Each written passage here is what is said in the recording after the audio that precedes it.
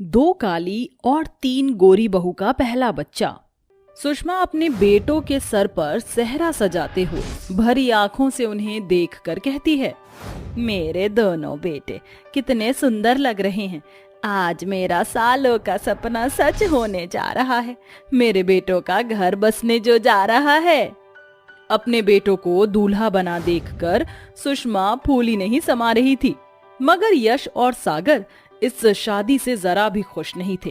तभी अचानक से यश सेहरा उतार कर नम आंखों से कहता है, माँ, मुझे माफ कर दीजिए, मगर मुझसे ये शादी नहीं होगी। मैं मेरी जिंदगी में अर्पिता की जगह और किसी को नहीं दे सकता। हाँ माँ, मैं भी मेघा के अलावा किसी के बारे में नहीं सोच सकता। दिमाग खराब हो गया है तुम दोनों का। बारात दरवाजे पर खड़ी है। मत भूलो आज तुम दोनों भाइयों की शादी है।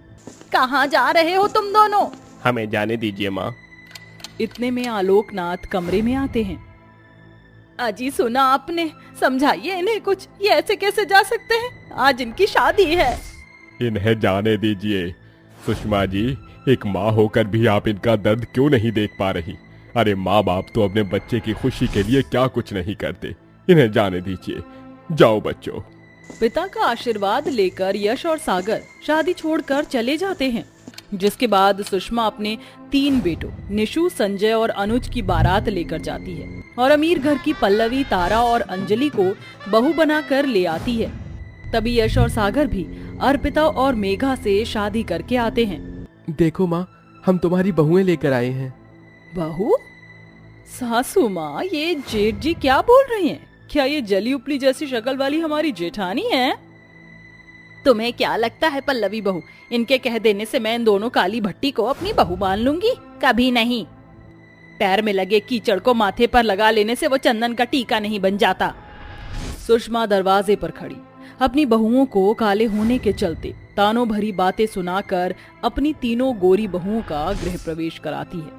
वहीं बेचारी काली बहुएं बिना स्वागत के ससुराल के अंदर आती हैं। अगले दिन अर्पिता और मेघा अपनी पहली रसोई में बहुत सारा खाना बनाती हैं। माँ जी आ गई। आप ये देखिए, मैंने और मेघा ने पहली रसोई में सारा खाना आपकी पसंद का बनाया है। ये आलू सोए की सब्जी, कचौड़ी, मटर पनीर। तुम दोनों काली कलूटी को क्या लगता है ये सब करके तुम मेरे दिल में जगह बना लोगी? कभी नहीं। अपना ये काला कलूटा चेहरा लेकर चली जाओ मेरे सामने से। काली बहुओं की बेइज्जती होता देखकर सुषमा की तीनों गोरी बहुएं बहुत खुश होती हैं। ऐसे ही समय बीतता है और सुषमा की तीनों गोरी बहुएं प्रेग्नेंट हो जाती हैं। सासू माँ, हम तीनों प्रेग्नेंट हैं। आप दादी बनने वाली हैं। क्या सचमुच मैं दादी बनने वाली हूँ? तुम तीनों सोच भी नहीं सकती कि ये खुशखबरी देकर तुमने मुझे कितनी खुशी दी है। तभी मेघा और अर्पिता पैर छूकर अपनी सास से खुशी से कहती हैं, माँ जी, मुझे और मेघा को भी दिन चढ़ गए हैं। बहुत जल्दी आप दादी बनने वाली हैं। अपनी काली बहुओं की माँ बनने की बात से सुषमा जरा भी खुश नहीं होती और उखड़े अंदाज में कहती है, हाँ तो कोई बड़ा जंग नहीं जीतने वाली हो। तुम काले बच्चे ही पैदा करके जनसंख्या बढ़ाओगी बस। मगर मेरी तीनों बहुओं का ये पहला बच्चा है और अब तुमको इनके खाने पीने का पूरा ख्याल रखना है। ये बोलकर सुषमा और उसकी तीनों गोरी बहुएं मुंह ऐंठ कर अपने कमरे में चली जाती हैं। हाँ, ब्लैकी टैकी टैमरिंडा। अर्पिता दीदी, हमारी तीनों देवरानियों के साथ साथ हम दोनों का भी तो ये पहला बच्चा है। फिर माँ जी हमारे साथ ही ये फर्क क्यों कर रही हैं? क्योंकि हम गरीब घर से आई हैं और काली हैं। मेघा, तुम अपना दिल छोटा मत करो। देखना एक दिन माँ जी हम दोनों को अपना लेंगी। ऐसे ही दिन बीतता है और अब 5 बहुओं को 3 महीने हो जाते हैं, मगर तीनों गोरी बहुएं सारा दिन अपने कमरे में बैठी बैठी फरमाइश करती हैं। अरे ओ हमारी काली जेठानियां, हमारा ब्रेकफास्ट लेकर कमरे में आओ। जाओ मेघा, ये नाश्ता उन्हें दे आओ। मेघा नाश्ता लेकर कमरे में आती है। आओ आओ नंबर 2 टैमरिंडा। मेघा नाश्ता रख कर जाने लगती है। तभी तारा टॉन्ट मारते हुए बोलती है, अबे ओ काली कलूटी बैंगन लूटी, करेक्ट 10 बजे हमारे लिए जूस लेकर आना, मत भूलना, समझी? मेघा चुपचाप वहां से चली जाती है। वक्त गुजरता है। अब 5 को 5 से 6 महीने बीत जाते हैं। एक शाम सुषमा अपनी तीनों बहुओं के लिए ढेर सारे फल, फ्रूट, काजू बादाम खरीद कर लाती है। पल्लवी बहू, अंजलि बहू, तारा बहू कहाँ हो, जरा यहाँ तो आना। अरे सासू माँ, ये इतनी सारी थैलियाँ पूरा बाजार ही खरीद कर ले आई हैं क्या? मेरा बस चले तो मैं अपनी तीनों बहुओं के लिए पूरा बाजार भी खरीद लूं।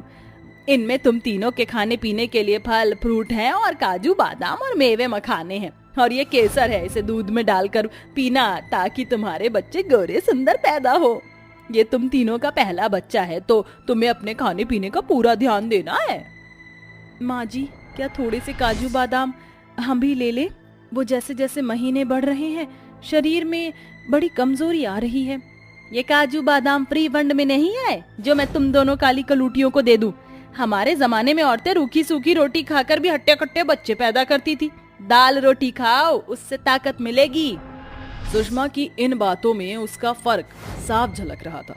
हालांकि उसकी 3 गोरी बहुओं की तरह अर्पिता और मेघा का भी ये पहला बच्चा था, मगर उन्हें रूखे सूखे के सिवा खाने पीने का कोई इंतजाम नहीं मिलता।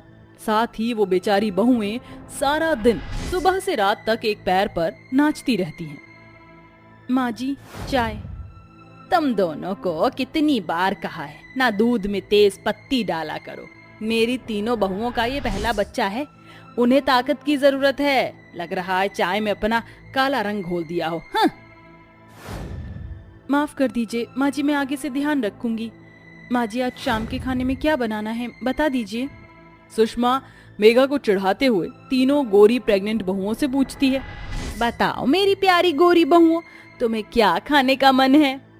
सासू माँ, मुझे कोफ्ते और रोटी खाना है, और मुझे कढ़ी चावल खाना है। मम्मी जी, मुझे तो अंडा कढ़ी और पुलाव खाने हैं। अंडे का नाम सुनते ही मेघा का जी मचलाने लगता है।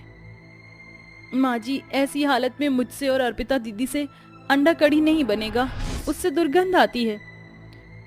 सुना आपने सासू माँ, ये मेरा पहला बच्चा है और मुझे मेरे मनपसंद का खाना भी नहीं मिल सकता।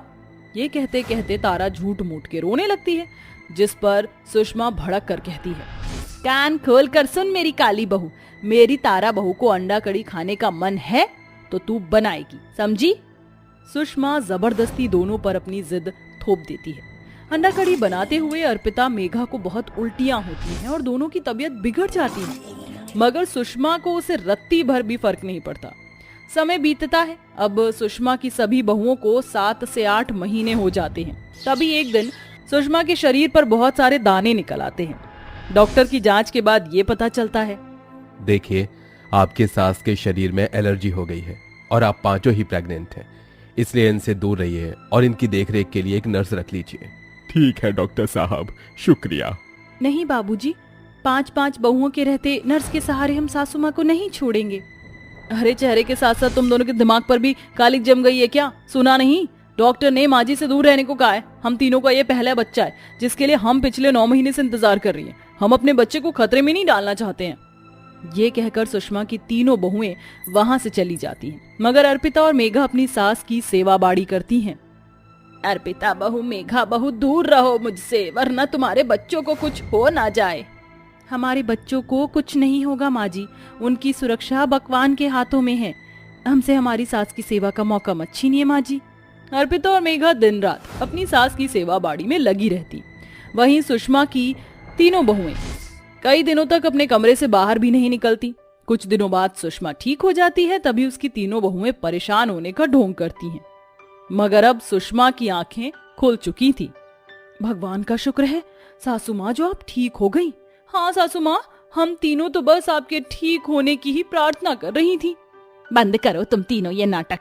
अर्पिता बहू, मेघा बहू, तुम दोनों मुझे माफ कर दो। मैं हमेशा रंग रूप के चलते तुम्हारे साथ फर्क करती रही, मगर तुमने अपनी और अपने बच्चे की जिंदगी जोखिम में डालकर भी मेरी सेवा की। कहो तुम्हें मुझसे क्या चाहिए? अर्पिता और मेघा भराई आंखों से सुषमा से कहती हैं, माँ जी, बस जब हमारा बच्चा इस दुनिया में आए तो आप अपना प्यार भरा हाथ उनके सर पर रखकर उन्हें अपने आशीर्वाद देना, हमें और कुछ नहीं चाहिए। अर्पिता की ये बात उसकी गोरी देवरानियों की आंखों को नम कर देती है और अब सुषमा बिना किसी फर्क के बड़े ही धूमधाम से अपनी पांचों बहुओं के आने वाले पहले बच्चे की गोद भराई करती है। तो तू फिर हार गया। अब तो तेरे पास दांव पर लगाने के लिए कुछ भी नहीं है। मेरा घर है ना, मैं उसे दांव पर लगाता हूँ। अभिनव अपने घर को दांव पर लगा देता है, लेकिन अभिनव की किस्मत इस बार भी उसका साथ नहीं देती और अभिनव अपना घर दांव में हार जाता है। अब मैं क्या करूं? मेरा परिवार तो बेघर हो जाएगा। हमारे पास इस घर के अलावा और कुछ नहीं है। अब हम लोग कहाँ जाएंगे? तू एक काम क्यों नहीं करता? अगर तू हमें घर नहीं दे सकता तो घर के बदले में 1 लाख रुपए दे दे। मैं इतने पैसे कहाँ से लाऊंगा? मेरे पास तो 1000 रुपए भी नहीं है। मुझे कुछ दिनों का समय दे दो। अभिनव के कहने पर बिरजू और मदन अभिनव को 2 महीने का समय दे देते हैं। अभिनव एक नंबर का जुआरी होता है। अभिनव की पत्नी अर्चना एक दर्जी होती है जो गांव के लोगों के कपड़े सिलकर अपने घर का खर्च चलाती है और अपनी 5 नंद का ख्याल रखती है। अर्चना रंग रूप से काली होती है, लेकिन काला रंग होने के बावजूद भी अर्चना दिल की बहुत साफ होती है। अर्चना, ये लो मेरी बेटी की शादी का कार्ड। तुम्हें और तुम्हारी 5 नंदों को मेरी बेटी की शादी में जरूर आना है। जी हम जरूर आएंगे। और ये लीजिए आपकी बेटी के कपड़े, मैंने ये सारे कपड़े सिल दिए हैं। विमला अर्चना की तारीफ करती है और उसे शादी का कार्ड और पैसे देकर चली जाती है। एक काम